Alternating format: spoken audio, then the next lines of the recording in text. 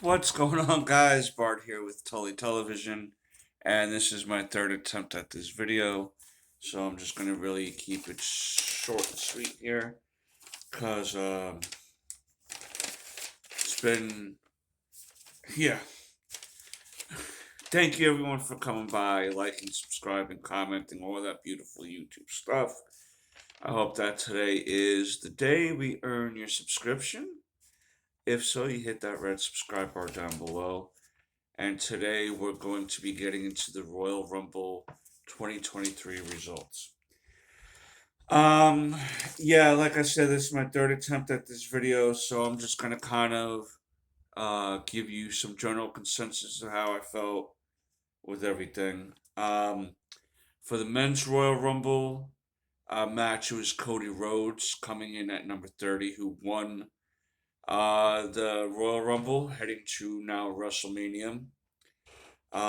Some of the highlights of the Royal Rumble is Gunther coming in number one and lasting all the way to uh, be one of the last two men in the ring, him and Cody. Um, Gunther and Brock had a nice little interaction. Kofi Kingston ended up taking a dive trying to save himself, and that ended up not working out. Logan Paul and Ricochet. Nice little spot where they jump and collide with each other. The Scissor Me Daddy. No Rey Mysterio. That was due to an injury in real life and in story form, Dominic attacking him backstage, but they didn't really show that too much. Pat McAfee came back on commentary as a surprise before the Royal Rumble match. Some of the bigger names to be a surprise in the match was Booker T, Logan Paul, and Edge.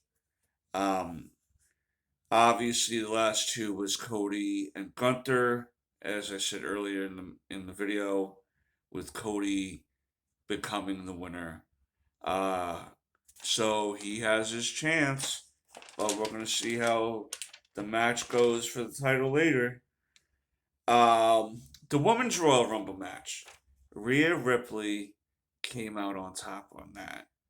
Um, she even won the Royal Rumble match coming in number one. She got a spear earlier in the night by Beth Phoenix, and her and Liv started one and two, and her and Liv were the last two. Oscar ended up coming back. We see Nia Jax coming back.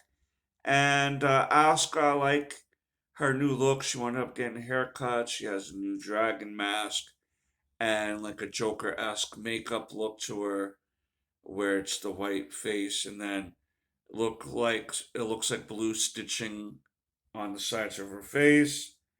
Um, and near the end, it was Asuka here, Rhea Ripley in the middle, and Liv Morgan on the far end here. Asuka attempted to spray mist into Rhea's face. That didn't work out, hitting Liv. She gets blinded momentarily. Rhea knocks Asuka off the apron because they're all standing on the apron. They had stepped all over the top rope, so at any point, one of these three ladies can get eliminated. Asuka gets knocked off, and then Liv trying to fight back winds up getting knocked off as well, leaving Rhea Ripley, the sole survivor of the Rumble match, making her way to WrestleMania. But who will she face? Bianca Belair or Charlotte? Only time will tell. They might drag that out a little bit. And quick note on that: Selena Vega had a cool little Street Fighter Six outfit on, and her and another, I forget who, were standing out on the apron of the ring, and it looked like they were doing a little Street Fighter pose. Pretty cool, pretty cool, pretty cool, man. We had the Mountain Dew blackout match, pitch black match, and This I was looking forward to, but very disappointed in how it wound up working out. I usually like Bray Wyatt stuff. I'm pulling up my pants and doing the muscle man dance every day. Um, but yeah, this match was. It ended abruptly, and then there was a botched coffin slash elbow drop from atop of a tower by Uncle Howdy onto LA Knight after the match. It wasn't pitch black. It was basically a match with them wearing black light stuff and glow in the dark stuff. So that's what that was. With the Mountain Dew logo in the middle of the ring, like it was UFC or something, which WWE doesn't even really do that. I hope that this is never a match that we see again.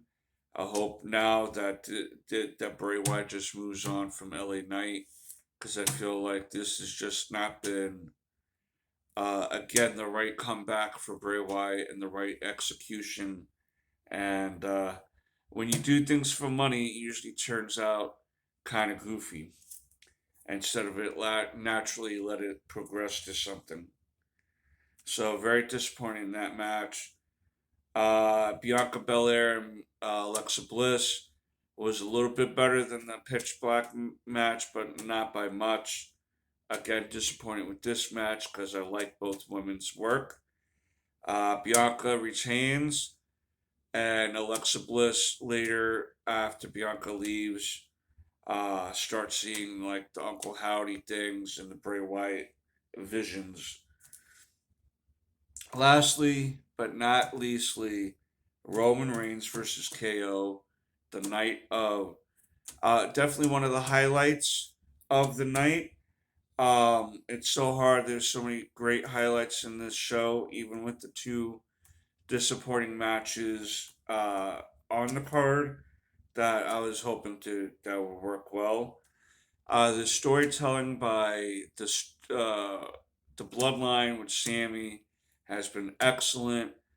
Um, we recently had the trial of Sami Zayn on the last edition of SmackDown before the Royal Rumble, to where he would have to go through one more test given to him by Roman Reigns. He also asked Sammy to stay by his side all day Saturday during the Rumble and during the match. So basically, Kevin Owens did his best to fight Roman and win, but Roman was just too much for him after two or three spears, two or three Superman punches, uh, German suplexes onto the steel chairs that looked brutal. That first one. Um, Kevin Owens finally gets knocked out and pinned for the 1, 2, 3. This is when the rest of the bloodline comes down. The Usos are super kicking the heck out of Kevin Owens. Paul Heyman, for some reason, had handcuffs in his pocket. That creepy little man. I love Paul Heyman, though. Let me stop. Let me stop. Um, and they handcuff Kevin Owens to the ropes. They keep super kicking him. Finally, Roman asks Sammy to get him a chair. He gets him a chair, and as he's about to hit Kevin Owens, he tries to interfere and say, "You don't need to do this. You're better than this. Don't do this." And Roman gives him the chair. Uh, Again, all this conflict and everything. Jimmy, was it Jay Uso sticking up for him for months. After him for months, but then finally sticking up for him at the trial. Uh, Sammy has the chair, and as soon as he was about to go hit Kevin, he hits Roman, and then Solo and the other Uso brothers start attacking him with Roman Reigns. Starts attacking Sammy, and then we see uh, Jay in the background, upset that he defended this guy. He feels like He understands maybe why Sammy did what he did, because that was Sammy's brother too. Kevin was in a way, meaning they were best friends, and he knows how it is to do anything for your family. So, and he has accepted Sammy as his family, and he doesn't know what to do now with, and he just left.